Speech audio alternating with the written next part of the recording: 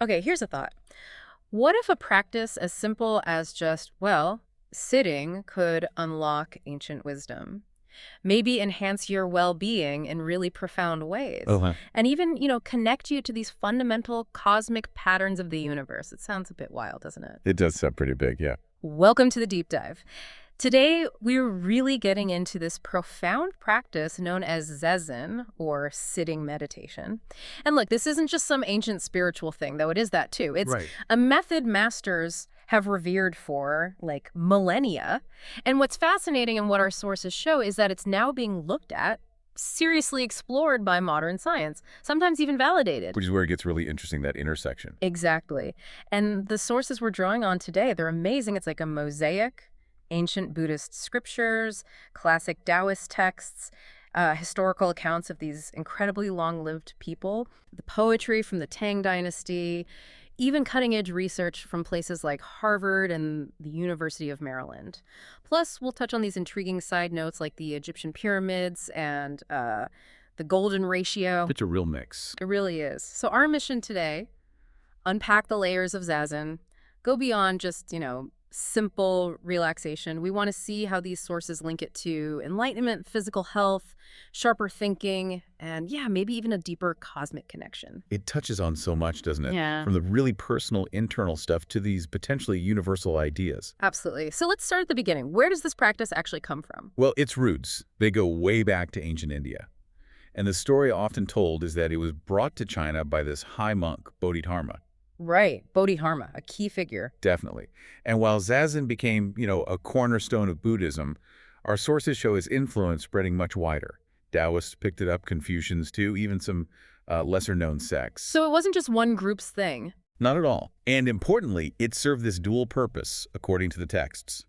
Physical nourishment like actual health benefits and the cultivation of wisdom, enlightenment. That dual focus feels quite modern in a way, holistic. It really does. And the most famous example probably is Siddhartha Gautama the Buddha. The story is legendary, right? Sitting under the Bodhi tree, 49 days. 49 days, wow. Yeah. Achieving what's called supreme perfect enlightenment, apparently on the morning of December 8th. And this experience, it leads to that core teaching. Precepts lead to concentration. Concentration leads to wisdom. Jiding Hui. Ji Ding Wei. Can you unpack that a bit? Sure. It's like a pathway. You start with ethical conduct, the precepts. That helps you focus your mind, achieve concentration, the ding. And that state of deep focus, that stillness, unlocks true wisdom, insight. Insight into what exactly? What's the goal? Well, one text, the Yuanju Jing, talks about achieving emptiness, Kong Yuan, and detaching from all troubles, Fan Nao. Emptiness.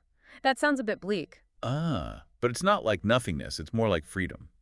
A mind free from that constant internal chatter, the worries, the desires, the fan now that kind of tie us up in knots. It's about spaciousness, clarity. Okay, I see. Less empty and more uncluttered. Exactly. And the Taoists had their own take, seeing sitting meditation as a way to calm the essence, life, dragon, and tiger.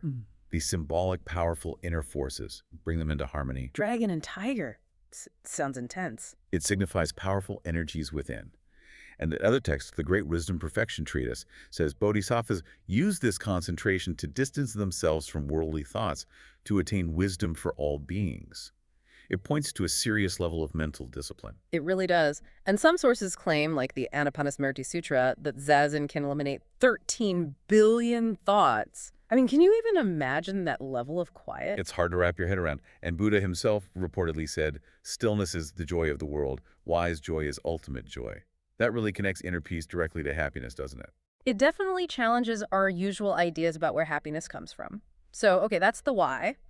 What about the how? How does one actually do Zazen according to these traditions? All right, the practical side. The first step, our sources say, is achieving deep thought and pure contemplation. Basically, calming the mind, turning inward. Okay, mental prep first. Then, the physical posture is apparently crucial. Very specific. Head straight, body upright, eyes just slightly closed, tongue lightly touching the palate. Why the tongue? It's thought to connect certain energy circuits, subtle body stuff, and the breath, importantly, should flow naturally down, settling in the dantian. That's an energy center low in the abdomen. Right, the dantian. I've heard of that. And the Great Wisdom Perfection Treatise even mentions that cross-legged sitting is the safest and least tiring. It's not just about looking serene, it's functional. Functional how? What does the posture achieve? Well, our sources highlight this point called Huiyin, sometimes called the Iron Gate. Activating this through the posture is said to energize the whole body. The Iron Gate. Yeah.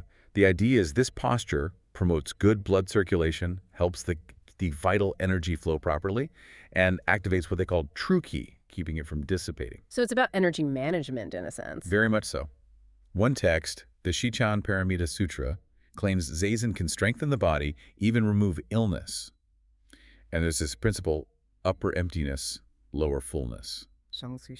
Upper emptiness, lower fullness. Explain that. It means the upper body feels light, clear, unburdened, while the lower body feels solid, grounded, full, like concentrating your center of gravity low down. Okay. And this low center of gravity is described as really beneficial for blood flow, keeping veins smooth, connecting directly to overall health and vitality from that ancient perspective.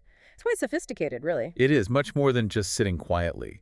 But did it work? I mean, historically, do we have examples of people benefiting? Our sources certainly suggest so. Traditional Chinese sitting meditation is traced back incredibly, maybe 5,000 years, to the Yellow Emperor Huangdi. The legendary Yellow Emperor. That's the one. He apparently sought the way of longevity from this figure, Guangchengzi, who told him, essentially, be still, embrace your spirit in stillness, don't overwork yourself, don't stir up your essence, and you can live long. So stillness equals longevity even back then? That was the idea. And we see later examples cited, like Guo He living to 87, Marshal Zhang Shuiliang reaching 101, both reportedly long-term Zazen practitioners from a young age. I just wanted to know one. What? And even the famous poet Lu Yu lived to 85 in the Song dynasty, apparently staying vigorous and sharp through Chan cultivation, which includes sitting. These accounts suggest a pattern. And it wasn't just about long life, right? You mentioned creativity earlier. Absolutely. The Tang and Song dynasties, huge periods for literature and art. Our sources highlight how many of those literati practiced Zazen and found inspiration there. Like who? Well, poets like Bai Jui and Li Bai supposedly wrote some incredible stuff after meditating. Bai Jui wrote about entering samadhi, deep concentration, sitting cross-legged, not bothering with gain or loss. Finding freedom in stillness. Exactly. And Li Bai observed that when you don't move, the vast Dharma naturally arises. The true mind is clear.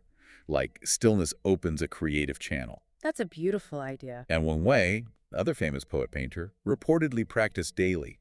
His poems often have this meditative, still quality. Then in the Song dynasty, figures like Su Dongpo, Wu Yangshu, literary giants, also practiced. The sources link their prolific output to the insights gained in quiet contemplation. So it was a source, a wellspring, not just an escape. Precisely. A way to tap into something deeper. Okay, so ancient wisdom, historical anecdotes, creative inspiration. It's compelling. But what does modern science say? Does any of this hold up under scrutiny today? This is where it gets really provocative. Our sources point to, for instance, a 5-year study involving Harvard professors and Dr. Harry from the University of Maryland. Okay. They reportedly found meditation significantly improves eyesight, blood pressure, cognitive function, even hormone levels. Now, it's crucial to note, these sources present meditation as a potential aid or treatment, even for serious conditions.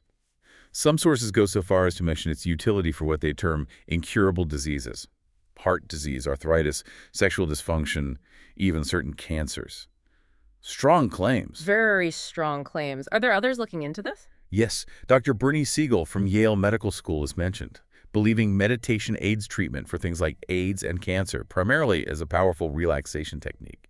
And there's mention of Dutch scientists finding meditators were like 50% less likely to get life-threatening diseases, showing increased immunity. 60%, that's significant if accurate. It is, and it's not just prevention, it's also about restoring balance.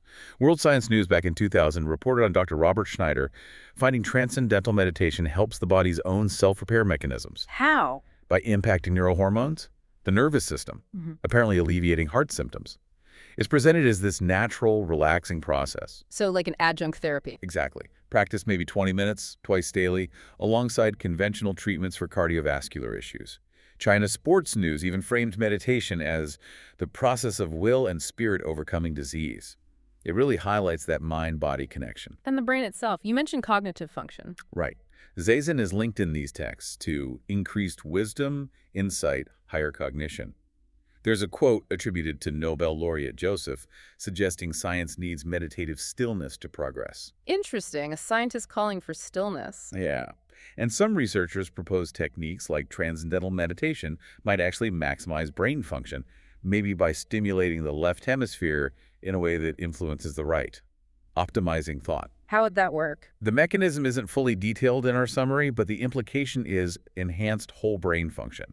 And a University of Illinois study has cited, this one's pretty wild, finding just 5 to 10 minutes of Zazen lowered brain alpha waves by 17%. Okay, what does that mean, lower alpha waves? Well, the source equates that specific drop to the restorative effect of 7 hours of deep sleep. 7 hours in 10 minutes. That's the claim reported. Yeah. And also reducing fatigue causing lactic acid.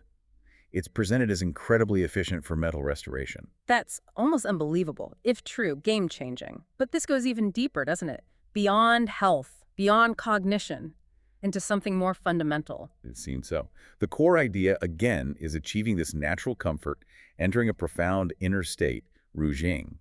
And that state is said to lead to realizing life's great path, the true reality. True reality, big words. Very. The Shurangama Sutra puts it poetically.